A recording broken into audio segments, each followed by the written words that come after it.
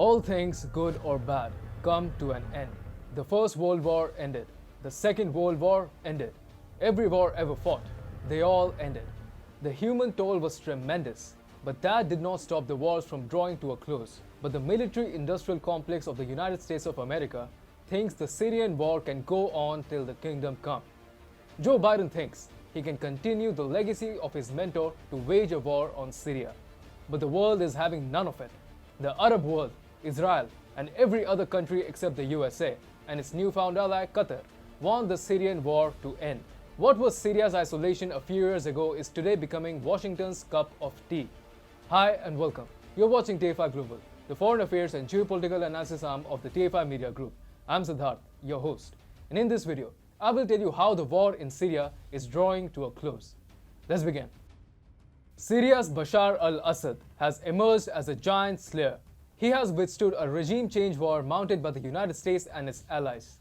Belonging to the Shia Alawi minority sect in Syria, Bashar al-Assad is an ophthalmologist. During the Arab Spring demonstrations triggered by the then Obama administration of the United States, Sunni Muslims and the Muslim Brotherhood had mounted an aggressive onslaught on Assad's regime, pushing the country into a massive humanitarian crisis that lingers on to this day.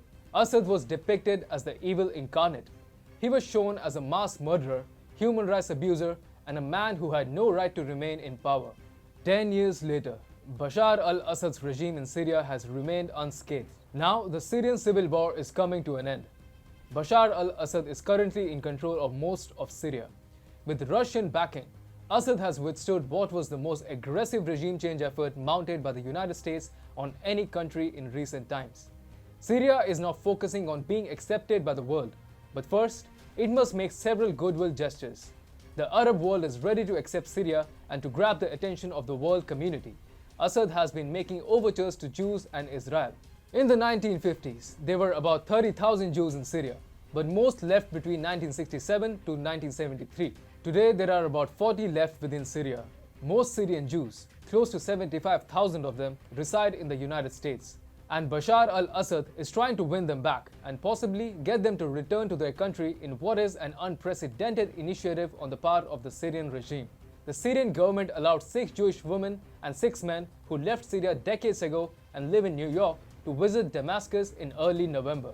One of the visitors quoted by Al Monitor said that the Jews wanted to learn more about the synagogues in Damascus, Aleppo, and Qamishli and to see if it is possible to restore the synagogue in Jobar area. The visitor added, "We agreed to visit after the regime pledged to provide us with full protection at all times. We also visited 3 Syrian Jews who had not emigrated." Bashar al-Assad wants the war to end. He wants Syria to be accepted by the world community. However, it is of utmost importance for Syria to win over Jews and Israel if it is to gain acceptance around the world. In the USA, there is a very strong Jewish lobby that drives decision-making in one direction or the other. And if Syria is not in the good books of this lobby, it will find it extremely difficult to make any progress in its goal to be accepted by the world. And then, Syria shares a border with Israel.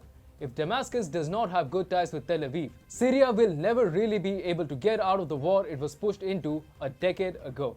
This is why Bashar al-Assad has snubbed Iran and conveyed to Israel his enthusiasm to work together. Under the instructions of Bashar al-Assad, Syria had recently shunned the topmost commander of Iran's Quds force in the country after he almost caused an unwanted regional war with Israel. Jordan, Saudi Arabia, Egypt, United Arab Emirates, Bahrain, Oman and other countries are willing to accept Syria. As reported by TFI, Syria could very well be rejoining the Arab League soon, as it has the tacit approval of Riyadh to do so. A regime change war, international propaganda, local militias and the Arab Spring. Assad has survived it all. Today, Arab countries are defying the USA's diktats by engaging with Syria. The war in Syria is surely drawing to a close.